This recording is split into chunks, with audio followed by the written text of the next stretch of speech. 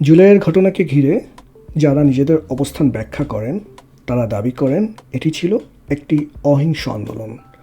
তাদের ভাষ্য অনুযায়ী পুলিশ অতিরিক্ত বল প্রয়োগ করেছিল, আর সে কারণেই পরবর্তীতে পুলিশ ও থানাগুলোতে আক্রমণের ঘটনা ঘটে। কিন্তু প্রশ্ন হলো, ঘটনার শুরুটা কোথায়? পুলিশ কি আগে আক্রমণ করেছিল, নাকি পুলিশের উপর পরিকল্পিত হামলার পর পরিস্থিতি নিয়ন্ত্রণের চেষ্টা হয়েছিল? চলুন কিছু বক্তব্য, প্রকাশ্য স্বীকারোক্তি এবং তথ্য প্রমাণের আলোকে বিষয়টি দেখার চেষ্টা করি। প্রথম ভিডিওটি আপনারা প্রায় সবাই দেখেছেন। এখানে জুলাইয়ের অন্যতম শীর্ষ নেতা হাসিব নিজেই কি বলছেন একটু শুনে আসি। যদি মেট্রো রেলে আগুন না দেওয়া হতো, যদি পুলিশদেরকে না মারা হতো, তাহলে বিপ্লবটা এত সহজেই অর্জিত হতো না, কিংবা ফ্যাসিবাদের পতন নিশ্চিত করা যেত না। এরপর দ্বিতীয় ভিডিওতে যাওয়ার আগে বিবিসির একটি প্রতিবেদনের অংশবিশেষ দেখব। সেখানে দেখা যাবে পুলিশ ও থানায় হামলার মামলায় কিভাবে আওয়ামী লীগের নেতাকর্মীদেরই অভিযুক্ত করা হয়েছে। এনায়েতপুরে পুলিশ হত্যার ঘটনায় ওই বছর ২৬শে আগস্ট হত্যা মামলা হয়, যেখানে ক্ষমতাচ্যুত আওয়ামী লীগের নেতাকর্মীদের আসামি করা হয়েছে। ওই মামলার আসামি হিসেবে স্থানীয় আওয়ামী লীগের কয়েকজন নেতা কারাভোগ করেছেন। এই মামলায় গ্রেপ্তার হয়ে সিরাজগঞ্জের সাবেক এমপি ও মন্ত্রী আব্দুল লতিফ বিশ্বাস প্রায় ১ বছর কারাগারে ছিলেন।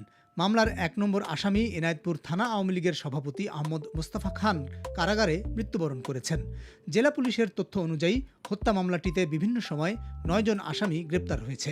ওই সময় দায়িত্বশীল পুলিশের একজন ঊর্ধ্বতন কর্মকর্তা পরিচয় গোপন রেখে বিবিসিকে বলেছেন, সে সময় পুলিশের নাজুক পরিস্থিতি এবং চাপের মুখে মামলাটি এভাবে রুজু করতে হয়েছিল।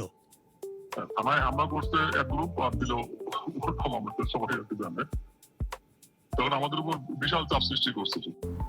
এবার চলুন ভিডিওটিতে। এখানে একজন বিএনপি নেতা নিজেই বর্ণনা করছেন পুলিশ হত্যা এবং থানায় হামলার ঘটনায় তার নিজের ভূমিকা কি ছিল। ২০২৪ সালে আমাদের সিরাজগঞ্জে যে বৈষম্য বিরোধী আন্দোলন করেছি, সেই বৈষম্য বিরোধী আন্দোলনে সিরাজগঞ্জের এনায়েতপুরে যদি ১৫ জন পুলিশ নিহত না হতো, বাংলাদেশের পুলিশের মেরুদণ্ড ভাঙত না। আমরা সিরাজগঞ্জ আন্দোলন করে বাংলাদেশের পুলিশের মেরুদণ্ড ভেঙে দিয়ে ২০২৪ সালের আন্দোলনকে ত্বরান্বিত করেছি আমরা। এখন প্রশ্ন হলো, এই প্রকাশ্য স্বীকারোক্তিগুলোর পরও কি সন্দেহ থাকে আসলে হামলাটি কারা চালিয়েছিল, আর কারা সেই হামলা প্রতিহত করতে গিয়ে পাল্টা ব্যবস্থা নিয়েছিল? এই প্রশ্নগুলোর উত্তর খুঁজতে আজকের পুরো ভিডিওটি। চলুন দেখি পুলিশ আগে আক্রমণ করেছিল নাকি থানায় ঢুকে পুলিশের উপর পরিকল্পিত হামলায় ছিল ঘটনার সূচনা। রবি স্যার নয়ন ভাই তো একটু পাগলা টাইপের। উনি করলো কি, সন্ধ্যার পরে বললো যে চল থানার মধ্যে গিয়ে করুন। আমরা প্ল্যান করলাম যে আমরা পল্টন থানার মধ্যে অ্যাটাক করুন, পল্টন থানা পুরাই দিব অথবা এরকম কি একটা প্ল্যান করলাম। যে প্ল্যান সেই কাজ। পরবর্তীতে আমরা করলাম কি, মানে ওইখান থেকে কিছু পেট্রোল বোমা মানে কাছের বোতল সংগ্রহ করলাম। কাছের বোতল সংগ্রহ করে আমরা আমাদের জুলাই আন্দোলন গুলিবিদ্ধ হয়েছে আমাদের ইমন ভাইয়ের হুন্ডা ছিল। হুন্ডা থেকে ইমন ভাই আমাদের প্রায় ৮-১০টার মতো কাছের বোতল, পেপসির বোতল সংগ্রহ করছে। বোতল সংগ্রহ করার পরে আমরা এগুলা নিয়ে রেডি করতেছিলাম। পরে ইমন ভাই হুন্ডা দিয়ে আসলো, ইমন ভাই কিছু আমাদের তেল দিল, দিয়ে স্যার আমরা রাস্তার মধ্যে কিছু আপনার কাপড় টাপড় নিয়ে আপনার এগুলো রেডি করলাম।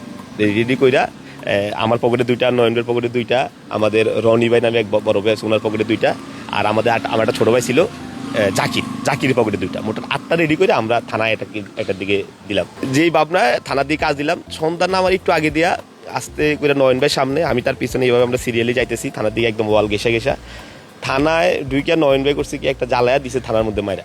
থানার মধ্যে আমরা যখন আমাদের হাতে যা ছিল এগুলো মারার পরে থানা থেকে একদল পুলিশ একদম পুরা সশস্ত্র অবস্থায় যে যার মতো অস্ত্র নিয়ে প্রায় 50 থেকে 60 জন মানে বের হইয়া, আর আমরা কারা কি আসবে মানে দেখার সময় নেই, বের হইয়া সমানে ফায়ার আমাদের থেকে।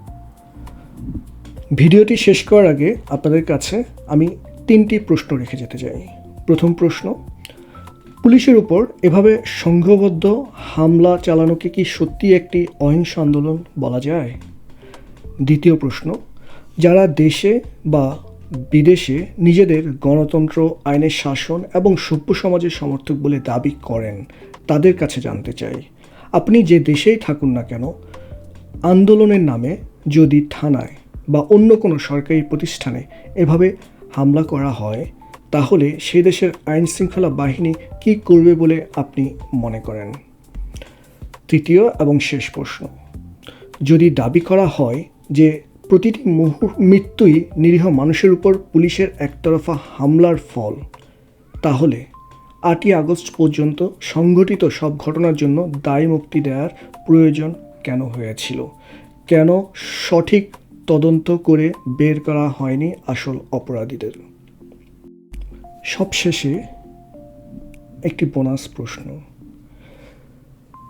এই যে জুলাইপন্থীদের বিভিন্ন লেখায়, বক্তব্যে, তাদের বানানো বিভিন্ন ভিডিওতে আমরা দেখতে পাই, জানতে পারি যারা নিহত হয়েছেন তারা কেউ হাঁটতে বেরিয়েছিলেন, কেউ বাজারে গিয়েছিলেন, কেউ শুধু দেখতে গিয়েছিলেন, আবার কেউ কর্মস্থলে যাচ্ছিলেন। তো তাদের দাবি অনুযায়ী পুলিশ ও আওয়ামী লীগের নেতাকর্মীরা কিংবা আওয়ামী লীগ কর্মীরা তাদের হত্যা করেছে। তাহলে প্রশ্ন হলো, আন্দোলনটি করছিল কারা? থানায় হামলা চালিয়েছিল কারা? পুলিশের সঙ্গে সংঘর্ষে জড়িয়েছিল কারা? ভাবুন।